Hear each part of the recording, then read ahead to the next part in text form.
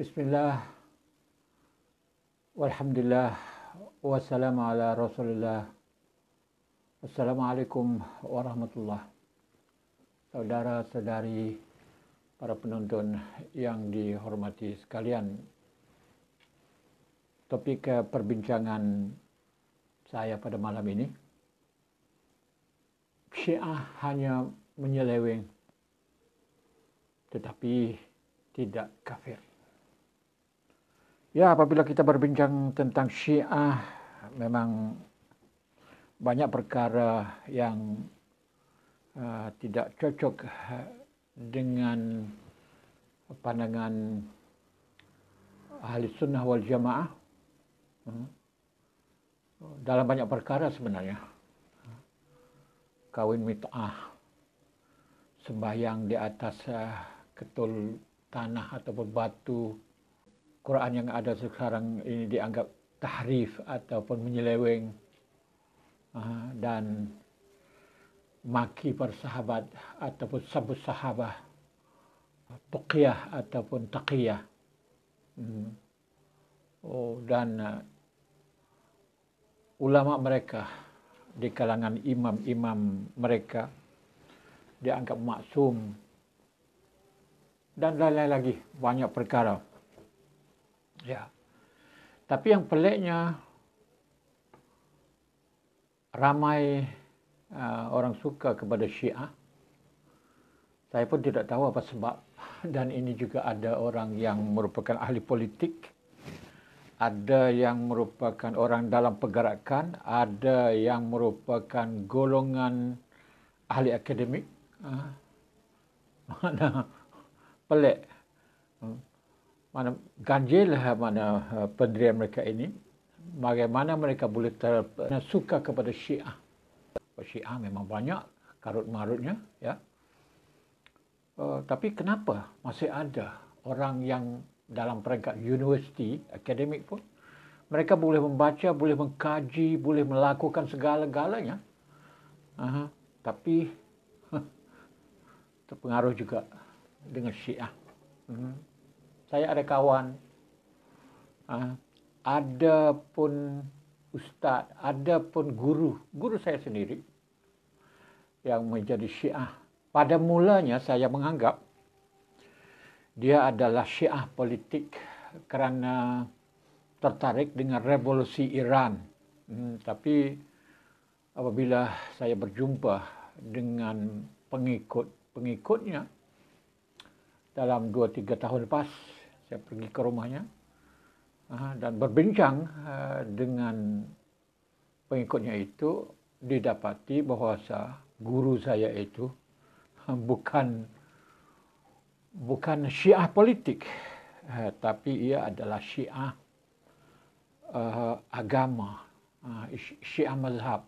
Ini yang saya merasa heran. Padahal guru saya itu merupakan seorang cedik pandai yang hebat, revolusioner pula tu. Dan saya tidak faham kenapa. Sebab kalau orang itu betul-betul merupakan orang yang waras, orang rasional, banyak membaca, banyak mengkaji, banyak ilmu-ilmu agama yang dipelajari, saya rasa orang itu tidak mungkin menjadi Syiah. Sebab ya, dari segi revolusi memang bolehlah orang itu berpengaruh, tapi dari segi agama memang teruk sekali. Bagi contoh, tentang tahrif Al-Quran. Al-Quran itu adalah tahrif, artinya menyeleweng. Artinya tidak, bagi mereka Al-Quran yang ada sekarang ini kalau boleh baca tentang tahrif Al-Quran ini, penyelewengan Al-Quran ini, boleh baca dalam kitab-kitab lama Syiah memang ada. Bagi mereka, Al-Quran yang ada sekarang ini bukan Quran yang benar, ada Quran yang lain bagi mereka. Quran Syiah lah. Quran yang tidak serupa dengan Quran yang sekarang ini. Itu pertama. Yang kedua, sabut sahabah, yaitu memaki sahabat. Tidak berapa orang sahabat yang mereka akur yang mereka puji, dan ada yang dianggap sebagai maksum, sebagai tidak berdosa, kecil atau besar. Tidak berapa orang di kalangan sahabat yang Syiah pegang, mungkin 9 orang begitu. Malah ada yang kata 7 dan ada yang kata 3. Semua yang lain murtad belaka. Dan ada di kalangan mana sahabat-sahabat itu dikeji, dimaki, dikirca dengan macam-macam, malah dikafirkan mereka itu sendiri. Ini adalah Syiah. Jadi macam mana kita boleh terima tentang perkara ini? Satu lagi, konsep tuqiyah atau taqiyah yang kita panggil, ya, yang boleh berbohong, boleh munafik, itu panggil taqiyah atau tuqiyah. Yang satu lagi pula ismah al-a'immah ataupun ini juga pelik boleh diterima orang yang percaya kepada Syiah ini, iaitu imam-imam mereka 12 semua itu adalah maksum, tidak berdosa kecil. Semuanya 14. 14. Ya. Ya, dia yang bagi mereka yang maksum ada 14. Rasul, Fatimah dan imam mereka yang ke-12. Ya, Rasul tidak masalah lah. Tapi orang lain itu dianggap maksum, tidak berdosa, tidak melakukan apa dosa kecil, dosa besar. Seperti dengan para nabi, para anbiya. Ini adalah pegangan mereka. Yang ini juga adalah kita tidak boleh terima. Pandangan yang tidak masuk akal. Ya. Dan ini antara contoh-contoh penyelewengan atau inhirafat Syiah yang besar. Satu lagi, tapi masalah ini masalah juga orang sunnah pun ada, Turbal Husainiyah, yaitu tanah Karbala, tanah suci yang digunakan, dibuat ketulan-ketulan kecil, dimasuk dengan tanah dengan sedikit batu-batu kecil, digunakan untuk nak sembahyang. Ini juga satu perkara yang pelik, yang ganjil. Tapi ada juga pandangan di kalangan ahli sunnah wal jamaah yang percaya begitu. Nanti kita bincang perkara ini. Dan satu lagi ialah zawaj mut'ah, kawin mut'ah. Kawin mut'ah. Ini juga kawin mut'ah ini adalah pelacuran. Tapi kawin mut'ah ini adalah masalah fiqh, dan bukan saja Syiah, tapi sesetengah orang Muslim sendiri, ulama Islam sendiri, mengatakan berdasar kepada hadis-hadis yang ahad, hadis yang bukan kuat pun, mengatakan hadis yang mengatakan kawin mut'ah itu halal, tapi kemudian diharamkan oleh Umar bin Khattab. Tapi bagi saya, apabila kaji tentang kedudukan hadis ini, semua boleh campak jauh pergi begitu saja. Sebab ini adalah bagi saya tidak boleh diterima macam ni. Sebab zawaj mut'ah tidak ada dalam Al-Quran. Mut'ah di dalam Al-Quran berarti lain. Jadi mut'ah di sini bagi saya tidak terima dalam soal mut'ah ini. Hadis yang riwayat hadis yang menceritakan tentang kawin mut'ah ini juga boleh kita pertikaikan, sebab ia merupakan hadis ahad, ya. Okey. Itulah di antara penyelewengan besar yang ada. Ada banyak lagi, tapi saya nak bincang yang asas saja. Nak bincang tentang Al-Quran, penyelewengan Al-Quran, tahrif Al-Quran itu adalah perkara yang lebih penting untuk kita mengetahui bahawa Syiah itu memang macam tu. Dalam kitab-kitab mereka dulu macam tu. Mana yang pertama, kita bincang yang pertama dulu, iaitu tentang tahrif Al-Quran, penyelewengan Al-Quran. Apakah betul Al-Quran itu menyeleweng? Bahawa Syiah begitulah dalam kitab-kitab mereka membincang. Tetapi apabila pada zaman ini, zaman dulu, apabila datang pada zaman tahun akhir abad ke-19, awal abad ke-20, berlaku perbincangan di antara ulama ahli sunnah dan ulama Syiah. Karena mereka pada waktu itu, orang Islam pada waktu itu berhadapan dengan musuh Barat.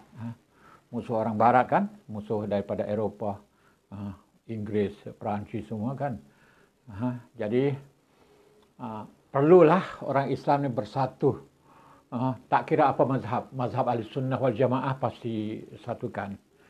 Maka ulama-ulama Syiah dan ulama sunnah pun ada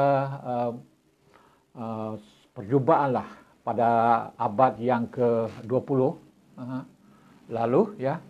Tapi usaha begini sudah bermula akhir abad 19 lagi, tapi sudah menjadi kenyataan lebih jelas pada abad ke-20, di mana berlaku perbincangan, bukan debat, perbincangan lah di antara ulama Syiah dan ulama Sunnah tentang Al-Quran ini. Di mana ulama ahli Sunnah memberitahu bahwa manakah bukti kalau betul-betul ada bukti Al-Quran itu bahwa ada penyelewengan di dalam Al-Quran, ada Quran-Quran lain, cubalah orang Syiah bawakan Al-Quran itu. Bawakan Quran itu untuk diperbincangkan, untuk dibahaskan. Syiah tidak mampu untuk nak melakukan perkara itu sebab tidak ada Quran kecuali Quran yang ada sekarang. Ada orang orientalis di Jerman mengumpul berpuluh-puluh, beratus-ratus naskah Al-Quran. Tapi kajian yang dibuat oleh mereka juga tidak bertemu dengan Al-Quran yang berbeza daripada Al-Quran yang ada sekarang ini. Kecuali bacaan. Ada bacaan yang berbeza. Bacaan tak sama itu adalah perkara biasa sebab dalam Al-Quran sendiri ada qiraat, macam-macam qiraat. Ya. Jadi ini membuktikan bahawa Syiah itu tidak mampu untuk nak membuktikan bahawa Quran itu ada yang Quran muharraf, Quran yang memang betul-betul menyeleweng, tidak ada sebab tidak mampu untuk membawa Quran itu. Dan akhirnya Syiah sendiri pun bersetuju dengan ulama ahli sunnah wal jamaah dengan mengatakan apa yang dia anggap sebagai tahrif Al-Quran itu bukan maksud tahrif, bukan maksud Quran itu ada kotak-katik, ada penyelewengan di dalam itu, tapi bermaksud ada yang syad, yang janggal. Jadi tahrif, penyelewengan di situ diartikan oleh Syiah ini nak mentakwilkan kata-kata pandangan mereka, pandangan ulama mereka masa lalu yang terkandung di dalam kitab-kitab mereka itu. Mereka kata at-tahrif Al-Quran yang dimaksudkan oleh ulama mereka pada zaman dulu artinya syad, artinya janggal, bacaan janggal. Bacaan janggal adalah perkara biasa. Bacaan janggal dalam Quran adalah perkara biasa. Jadi itu. Dengan itu sekarang ini kita tidak lagi melihat bahawa Syiah bercakap bahawa Quran itu muharraf. Quran itu ada penyelewengan. Quran itu mana ada perkotak-katikan. Tak ada lagi. Tak ada bercakap begitu lagi. Tulisan-tulisan, buku-buku yang ditulis pada zaman Qurun 12 dan Qurun 20 dan Qurun 21 ini sudah kita lihat bahawa orang Syiah tidak lagi bercakap tentang itu. Kerana mereka takwil maksud tahrif Al-Quran. Al-Quran muharraf itu maksudnya adalah syad, yang janggal. Kata-kata janggal di dalam Al-Quran yang ada. Bacaan-bacaan janggal, bacaan-bacaan syad di dalam Al-Quran itu Itulah maksud tahrif yang dimaksudkan oleh ulama-ulama Syiah pada masa lalu. Itu. Jadi Syiah pun sudah berubah dari satu tahap. Ini adalah ulama-ulama besar mereka yang berbincang dengan ulama Azhar untuk nak buat takrib al-mazahib, untuk nak mendekat antara mazhab di Azhar dulu pada tahun ni lama dah, saya tak ingat tahun berapa, tapi sudah lama ni kalau ini dibuat. Okey. Jadi di sini jadi habis cerita Al-Quran itu tahrif Al-Quran itu habis cerita kerana Syiah sendiri sudah terima ulama mereka, dan perkara ini disebar dalam semua seluruh negara termasuk di Iran sendiri, dan menyebabkan orang Iran sendiri sekarang ini pun kalau baca Quran, pergi tilawah Al-Quran, pertandingan membaca Al-Quran di mana-mana pun, baca Al-Quran yang kita ada sekarang. Tidak ada Quran Fatimah atau Quran golongan Syiah yang dibawa. Tak ada lagi. Jadi dapat selesai dalam satu peringkat ini. Jadi Quran tak apa. Tapi masalah kedua, masalah sabut sahabah, memaki para sahabat, takfir mereka. Ini satu lagi masalah besar bagi orang ahli sunnah wal jamaah. Jadi banyak, dan sekarang pun masih ada ulama-ulama muda, agamawan-agamawan muda di Iraq. Kita boleh dengar dalam YouTube, boleh dapat melihat dengan jelas pada waktu ini ada lagi masih memaki sahabat, masih memaki Abu Bakar, Umar, Uthman, kecuali Ali disanjung, ya, masih dilakukan oleh mereka ini, ya. Tetapi apabila mereka ini berhadapan dengan ulama sunnah wal jamaah, mereka juga mengadakan takwil, membuat satu takwilan tentang sabut sahabah, maki sahabat ni sebenarnya mereka kata bukan kami maki. Yang ditulis dalam kitab-kitab orang kami, ulama-ulama kami pada masa lalu itu bukanlah maki, tapi hanya kritik, hanya naqd sahabah, naqd sahabah fakat, kritik sahabat saja. Jadi satu lagi mereka buat takwil baru. Kalau Quran dulu katanya bukan tahrif, bukan penyelewengan dalam Quran, tapi adalah kerana ada janggal, ya. Dalam sahabat ni juga bukan maki sahabat, tapi ini hanya tegur, kritik sahaja. Jadi longgar sikitlah. Jadi longgar sikit, tidak jadi itu banyak. Itu hujah yang dibagi oleh orang Syiah, ulama-ulama Syiah pada sekarang ini, pada zaman sekarang ini. Pada masa dulu memang makilah, masuk neraka lah Abu Bakar ini merebut jawatan khalifah daripada Ali dan macam-macam. Tapi sekarang ini kerana untuk nak berbaik dengan ahli sunnah wal jamaah, mereka kata tak, yang itu semua tu yang mereka tulis dulu yang dipanggil memaki para sahabat itu sebenarnya hanya kritik. Kerana pada waktu ini, pada abad yang ke-20, Syiah dan Sunnah perlu duduk sekali untuk nak berhadapan dengan Barat, untuk nak berhadapan dengan penjajah. Jadi ulama-ulama perlulah buat persefahaman dengan ahli sunnah wal jamaah. Itu yang mereka lakukan. Kemudian pergi soal saya tak nak bincang soal taqiyah. Soal taqiyah itu bukanlah perkara besar, kerana ada kaitan dengan politik gitu. Ini kita nak pergi satu lagi berkenaan dengan yang menjadi hujah bagi mereka juga, iaitu ulama mereka. Itu imam-imam mereka itu maksum, tidak berdosa. Ini juga satu perkara yang tidak masuk akal. Bagi mereka, ulama-ulama mereka yang dipanggil a'immah ataupun imam-imam, ada 12. Kalau campur dengan Nabi, campur dengan Fatimah jadi 14 semuanya. 14 orang ini adalah orang yang tak boleh berdosa. Tak pernah melakukan dosa, tak pernah melakukan perkara-perkara yang tidak baik. Mereka kata begitu. Semua 14 orang ini. Nabi memanglah. Fatimah dan semua para imam mereka yang ke-12. Itu yang mereka anggap. Dan perkara ini bagi ulama Ahlus Sunnah wal Jamaah tidak betul. Tidak betul. Bagi kita pun, saya pun berfikir begitu tidak betul. Sebab mereka ini melakukan kesalahan dan kesalahan seperti orang lain. Kita boleh kritik.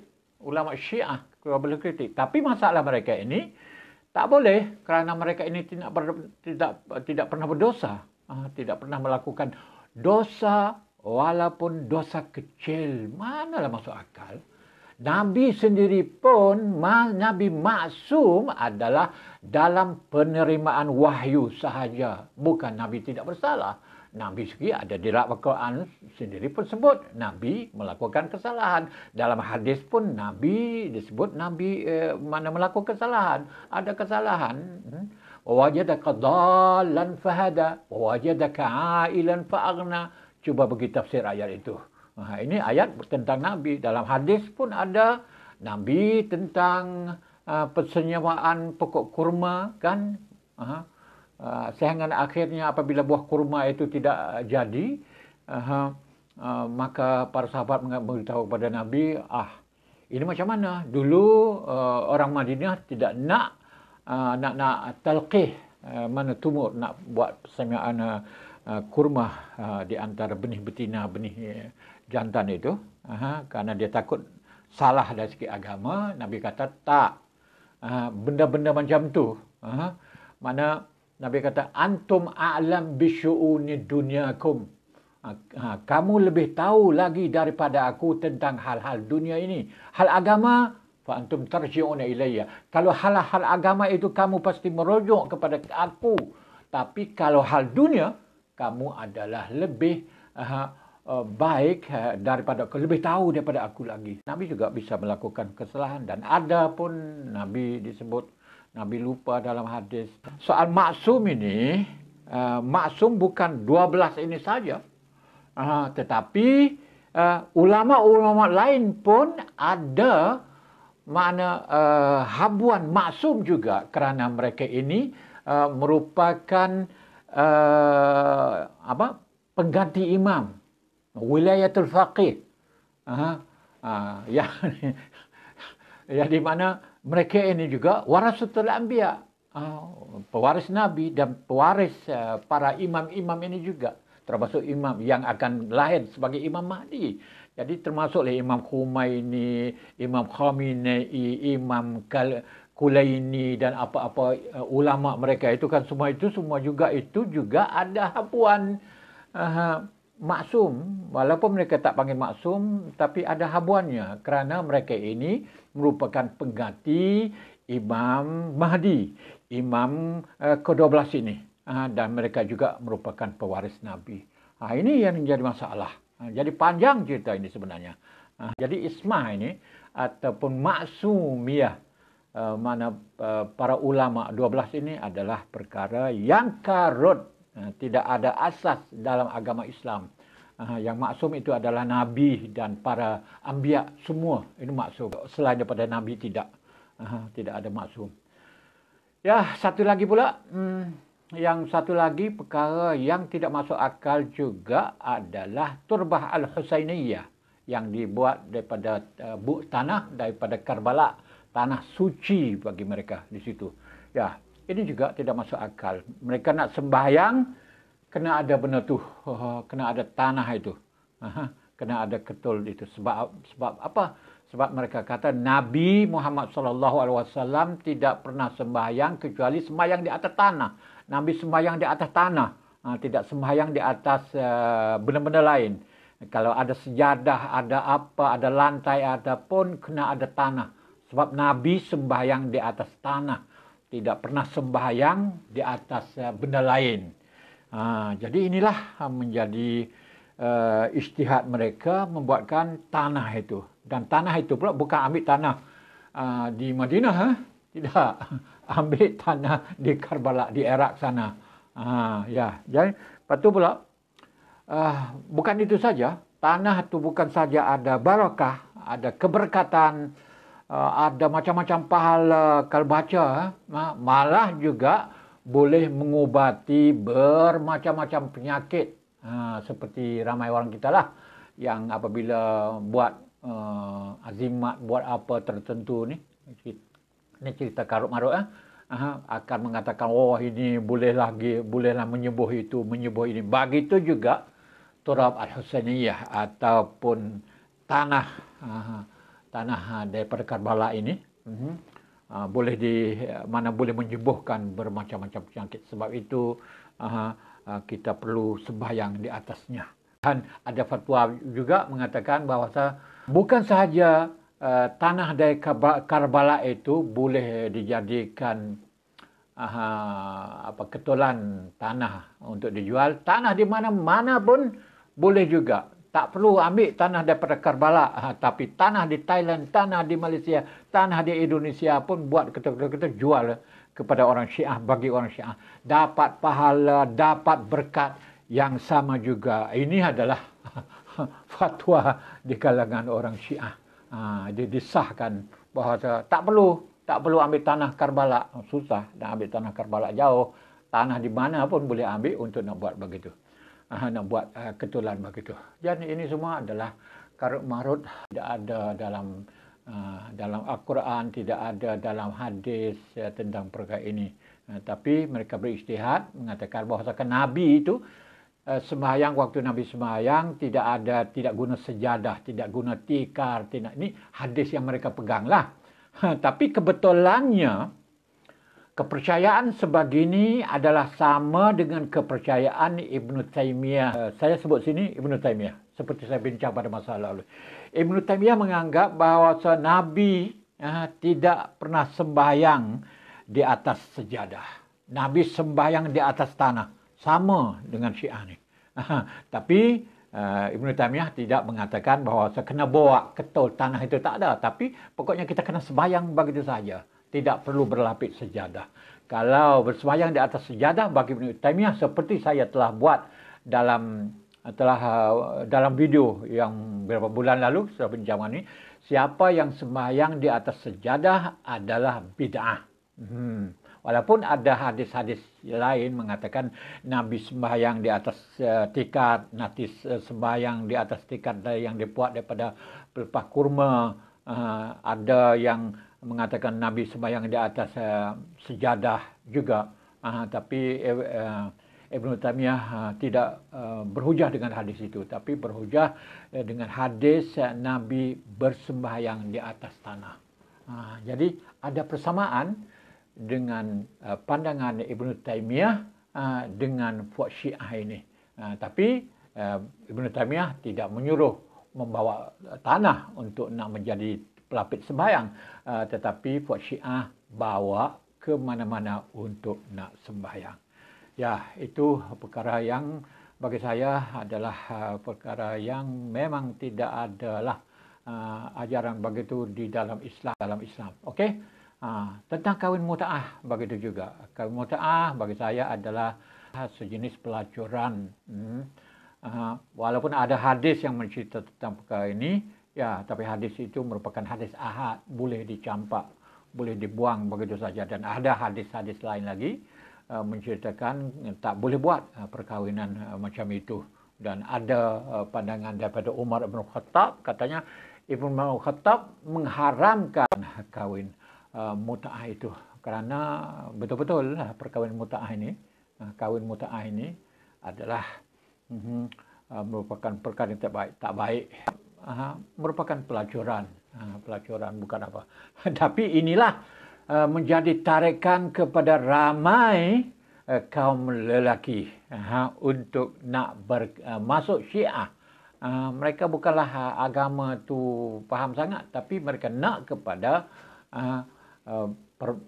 mainan seks ini, karena boleh tak cukup dengan isteri, boleh tidur dengan isteri lain dengan bayar duit untuk 1 malam, untuk 2 malam, untuk 3 malam, untuk 4 malam. Ini yang berlaku di kalangan orang Islam di Thailand ini dan di Malaysia yang terpikat dengan kahwin mut'ah. Ya, itulah antara perkara-perkara pokok yang kalau kita fikir, kalau anda tak fikir dengan hukum agama, tak ada nas, tak ada apa pun, fikir secara guna common sense saja, kita akan dapat tahu bahawa benda-benda macam ni, soal zawaj mut'ah, kahwin mut'ah ini, kalau kita kira dari peri kemanusiaan saja pun sudah tidak itu, kan? Begitu juga tentang sembahyang di atas ketuk tanah, kan? Dan soal ismah ulama ataupun imam-imam mereka tu maksum juga tidak masuk akal. Lepas tu soal maki kepada sahabat, ya, maki sahabat pun juga tidak masuk akal. Orang kita kritik boleh lah, kritik itu boleh, tidak masalah. Nak kritik tidak masalah, sebab memang ulama atau siapa pun pasti ada silap dan salah, boleh kritik. Tapi nak maki sampai nak mengkafirkan orang itu, para sahabat itu adalah perkara yang tidak masuk akal. Jadi inilah di antara perkara-perkara pokok, perkara pokok yang kita boleh menolak Syiah. Bagaimanapun seperti saya sebut tentang penyelewengan Al-Quran atau tahrif Al-Quran, mereka sekarang sudah terima. Katanya tak, Al-Quran tu ada yang betul, ya, Al-Quran yang ada sekarang ada Al-Quran yang betul. Dan soal maki para sahabat itu, mereka kata kami tidak maki. Takwil, maki mereka itu artinya diartikan sebagai kritik saja. Jadi mereka sendiri pun sudah berubah, sebenarnya sudah berubah banyak sekali tentang maksum ulama ni. Saya tak tahu macam mana, belum dengar lagi pandangan mereka tentang apakah mereka sudah berubah, tidak tahu. Tentang kahwin mut'ah juga sebenarnya walaupun ada fatwa-fatwa itu membenarkan, fatwa yang membenarkan di Syiah di Iran sekarang ini, tapi orang yang mengamal orang ini adalah orang-orang kampung biasa dan bukan wanita cantik, wanita dara apa tak main, tapi biasanya adalah wanita yang sudah berusia, yang sudah putus haid, suaminya tidak ada, mati dalam peperangan apa gitu. Mengikut cerita yang saya baca, laporan banyak mereka inilah yang menjadi wanita mut'ah, bukan wanita-wanita cantik. Orang Syiah sendiri yang moden sekarang ini tidak terima amalan ini, tapi yang terima itu adalah golongan-golongan orang yang tidak begitu maju dalam pemikiran. Iran sekarang sebenarnya sudah maju, jauh lebih maju daripada masa lalu. Maju di sini bukan saya cakap tentang maju tentang mana teknologi apa, tapi orang Iran, pemikiran orang sekarang ini adalah lebih maju daripada masa lalu. Mereka tidaklah terikat sangat dengan Syiah. Seperti yang kita lihat, kita tahu pada masa lalu, kan. Sekarang ini orang Iran sendiri pun, wanita sendiri pun sudah lebih bebas daripada lalu. Dan anda boleh lihat mana kehebatan orang Syiah, pemikiran mereka hebat. Kita lihat pemikir-pemikir mereka, boleh membaca buku-buku mereka, tokoh-tokoh mereka memang mana tinggi, memang tinggi. Dan kita juga anda boleh lihat filem-filem Iran yang dibuat di Iran, filem mana pendek atau filem panjang, anda boleh menang mana di banyak tempat festival filem dunia, kerana mereka sebenarnya telah mencapai satu tahap yang tinggi dalam ketamadunan juga, bukan rendah. Jadi ajaran agama dalam bentuk Syiah sekarang ini di Iran itu sendiri hanya orang-orang biasa begini saja. Kaliber golongan intelektual memang sudah jauh berubah. Orang kampung-kampung di mana-mana pun begitu, kan. Di tempat kita pun orang yang suka karut marut, yang suka khurafat, semuanya adalah orang-orang yang tidak ada pengetahuan agama atau orang-orang biasa gini saja. Kalau orang yang terpelajar tinggi, pelajar agama tinggi semua, dia tak akan terlibat dalam perkara begini. Ya, itu dia yang saya boleh beri pandangan. Jadi nak bagi tahu di sini bahasa Iran sekarang sudah berubah. Syiah sekarang pun sudah berubah. Walaupun ada masalah sekarang ini, ada masalah dengan Ahli Sunnah wal Jamaah, masih ada lagi masalah kerana masalah politik di negara Arab, kerana perbalahan, karena perang di Syria, perang di Iraq dan perang di Yaman masih ada menguasai lagi perbalahan ini, tetapi satu hari nanti perkara ini akan berubah. Di mana apabila masyarakat lebih cerdik daripada sekarang, orang Arab pun lebih cerdik dan pemimpin-pemimpin negara Arab pun lebih cerdik, di mana pemimpin yang diktator, pemimpin yang kuku besi sikit lagi akan pergi, mungkin Syiah dan Ahli Sunnah di negara Arab akan menjadi lebih terbuka, seperti dengan tahap awal pada zaman abad ke-20 dulu, di mana sudah ada makna takrib, sudah ada usaha untuk nak mendekatkan di kalangan mereka. Tapi sekarang ini kerana sebab politik, kerana sebab perang, dah senggang kembali. Sudah ada pula perang di antara Sunnah dan Syiah. Tapi masa depan, insya-Allah apabila orang Iran, bukan orang Iran semualah, orang Islam semua lebih cerdik, lebih banyak terpelajar, dan tidak ada lagi kuasa-kuasa kuku besi, kuasa-kuasa diktator seperti yang ada di negara Arab sekarang, seperti ada di Iran sekarang ini. Saya rasa umat Islam antara Sunnah dan Syiah akan menjadi lebih baik, seperti juga orang Eropah. Orang apa dulu masa dulu pun memanglah teruk di antara negeri itu, negeri ini, negara itu, negara ini, antara Protestan dengan Katolik, dengan macam-macam, begitu berlaku juga. Tapi apabila mereka maju pemikiran, mereka jadi seperti kita lihat sekarang ini. Tapi kita sekarang ini masih mundur. Di negara Arab mundur, di Iran mundur, di tempat kita pun masih mundur. Maka kita pasti sabarlah. InsyaAllah satu hari nanti matahari kemajuan akan tiba, insya-Allah. Jangan lupa tolong like dan tolong share serta subscribe. Terima kasih kerana menonton dan kita berjumpa lagi di bahagian akan datang. Sekian, wassalam.